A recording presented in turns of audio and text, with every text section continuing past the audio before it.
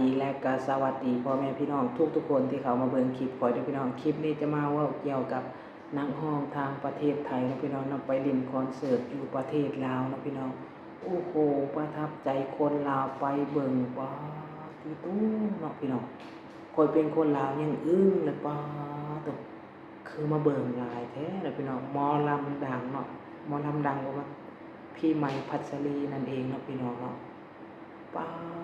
คนไปเบิ่งคือมันหลายแท้นะพี่น้องเนาะคนนักดารานักร้องทางประเทศไทยเนี่ยดูนะส่วนหลายแล้วจะเป็นนักร้องเลยนะไปเล่นคอนเสิร์ตอยู่ประเทศลาวนี่นะพี่น้องป้าบอกได้เลยว่านักร้องประเทศลาวยังบ่หลายส่ำนี้คนลาวที่เบิ่งนะเป็นหยังคนลาวจึงว่าเบิ่งนักร้องประเทศไทยหลายกว่าประเทศตัวเองนะพี่น้องเนาะเบิ่งหลายกว่าประเทศลาวเองคือนักร้องลาวเองนั่นแหละนักร้องลาวก็ดังหลายๆคนนี่พี่น้องเนี่ยบ่แม่นว่าบ่ดังแหละแต่ว่าความนิยมความไปซื้อบัตรหรือไปเบิ่งเนี่ยนะพี่น้องมันมีน้อยเนาะมีน้อยถ้าเทียบใส่กับนักร้องจากพังไทยเนาะไปเล่นคอนเสิร์ตอยู่พังลาวนะคนลาวนี่บอกได้เลยว่าย่างบ่ได้เบียดกันยืนนะพี่น้องยังพี่ไม้พัชรีไปเห็นบอกป้าตัวโบนาเสือคนเป็นคนลาวคนยังงงเลยนะพี่น้องเนาะป้าตัวคือเขามาเบิ่งหลายแท้หลายอีหลีหลายอีหลอนะพี่น้อง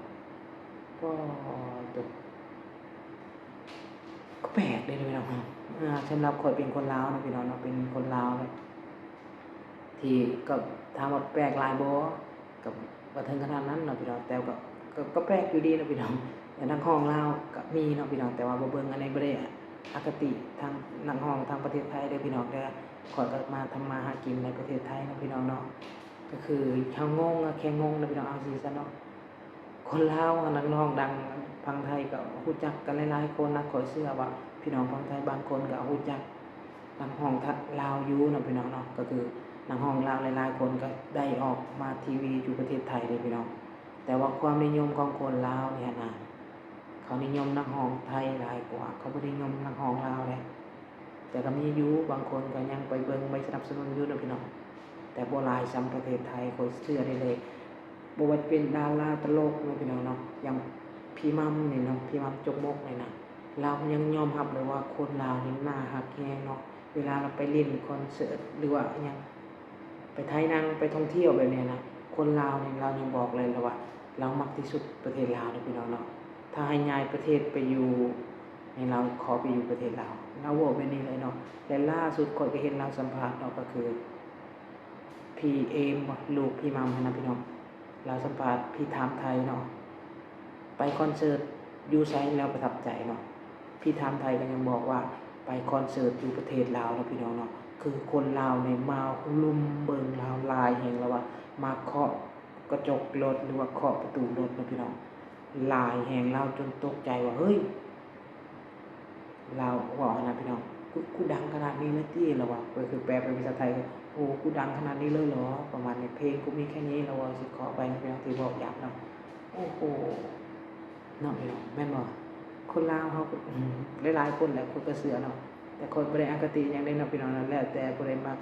แบบใดก็มักเนาะพี่น้องเนาะซึ่งข้อยก็บ่เนาะผู้ใดเป็นคือข้อยนี่พี่น้องเนาะก็พังได้ทุกแนวพังได้ทุกเพลงแต่ว่าให้มักเป็นไอดอลอย่างนี้จะบ่ค่อยมีนะพี่น้องอันนี้ต้องบอกตรงๆนะพี่น้องค่อยบ่ค่อยมักผู้ใดแบบว่าต้องเอาเป็นไอดอลนะพี่น้องเนาะบ่มีเนาะบ่มีเลยแต่ว่าพังเพลงเนาะ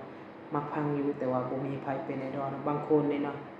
เขาเห็นนักร้องนี่เขากรี๊ดเขาถ้าเห็นนักร้องเขาก็ขอถ่ายรูปบ่ก็ขอคือกันนะพี่น้องขอเก็บไว้เป็นที่ระลึกอย่างน้อยก็ได้เจอแล้วละเนาะแต่ว่าให้เป็นหรือว่าเป็นไอดอลนี่ยังบ่มีนะพี่น้องบ่ว่าจะเป็นลาวหรือไทยก็ยังบ่มีนะยังบ่มีแบบเห็นแล้วต้องกรี๊ดต้องแบบว่าไอ้หยังหั้นนะพี่น้องแบบว่าหรือว่าเฮาเป็นผู้ชายบ่เลยเฮาเห็นผู้หญิงเขาเห็นนักร้องหยังหั้นนะเขาดีดานะพี่น้องอันนี้ก็บ่ฮู้นะเป็นพอเฮาเป็นผู้ชายบ่เนาะเลยบ่ค่อยแบบบ่มีแบบนั้นเนาะแต่ถามว่านักร้องอยากเบิ่งบ่ก็อยากเบิ่งนะพี่น้องเห็นแล้วก็ถ่ายรูปถ่ายคลิปหยังเห็นแล้วก็เฮาก็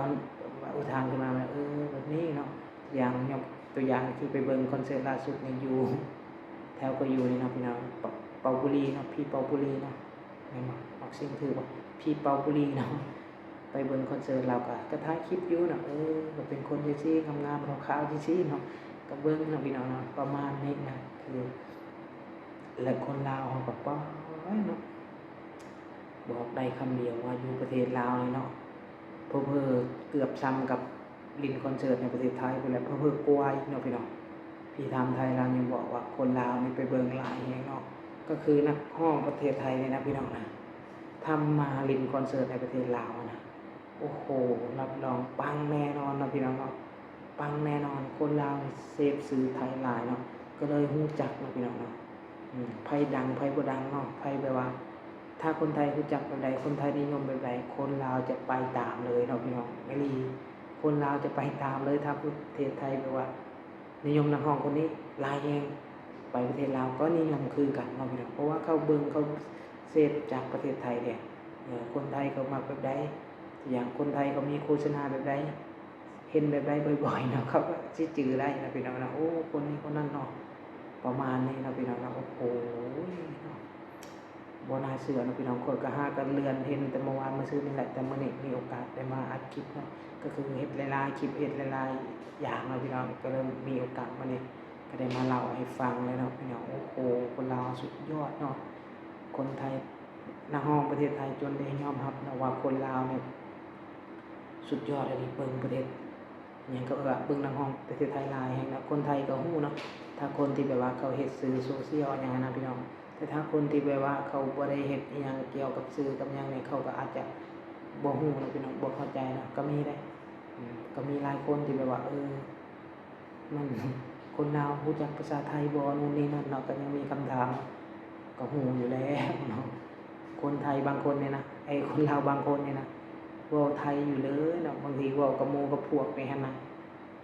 ยังเว้าภาษาไทยเลยบางทีก็นะค่ะโคกอย่างนี้เนาะถ้าเป็นภาษาลาวนี่ส่วนน้อยได้ภาษาลาวที่คนลาวที่จะเว้าโดยอย่างนี้นอกจากว่าอยู่ในโรงเรียนแล้วเว้ากับนายครูอย่างนั้นนะถ้าเว้ากับพ่อกับแม่นี่ก็มีบางครอบครัวที่เว้าโดยเนาะแต่ส่วนหลายแล้วเราจะเห็นว่าบ่มีเลยที่เว้าโดยเนาะจะเว้าแบบนู่นนี่นั่นนะจะเว้ากับพ่อกับแม่ก็ประมาณนี้แหละแต่บางทีก็เว้ากับหมู่กับพวกหยังก็เขาก็แบบว่าบางคนเขาก็บ่เว้าหยาบเขาก็เว้าค่ะๆนู่นนี่นั่นเนาะบางคนก็ไปด่าเขาเจ้าว่าพวกดัดจริตแน่นอนนู่นนี่นั่นก็มีนะพี่น้องบางคนเนาะบางคนก็เฉยๆนะเจอข่อยเนาะใครสิเว้าจังไดไปสิเฮ็ดจังไดก็อย่าเขาเนาะแม่นบ่พี่น้องเนาะเฮาอย่าไปสนใจเรื่องของเขาเนาะประมาณนี้เนาะโอเคเนาะพี่น้องคลิปนี้ก็สิจบประมาณนี้เนาะมานั่งเว้าเกี่ยวกับนักร้องดาราประเทศไทยเนาะพี่น้องเนาะประมาณนี้เนาะบ่ฮู้สิเว้าจังไดต่อเลยเนาะโอเคเนาะพี่น้องเนาะก็คือส่วนหลายก็แม่นแหละที่มักเบิ่งทีวีไทยดาราไทยนักร้องไทยฟังเพลงไทยเพลงลาวนี่ถามว่ามีคนฟังบ่ก็มีอยู่แต่น้อยเนาะเวลาไปไปสถานที่ท่องเที่ยวหลายๆในทั่วประเทศลาวนั่นแหละเนาะเปิดเพลงอิหยังคือแบบปาร์ตี้อิหยังนี่นะมีแต่เพลงไทยนะพี่น้องบ่ค่อยได้ยินเลยเพลงลาวนี่บ่ค่อยได้ยินเลยมีแต่ได้ยินแต่เพลงไทยเนาะ